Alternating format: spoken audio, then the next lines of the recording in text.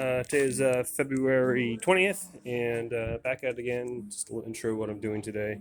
So I got my boys coming over today. They're going to help me put the rear end back together. So work on the brake plates and work on putting the leaf strings back on. And then I'm going to continue tightening down some nuts and bolts on the frame and the suspension.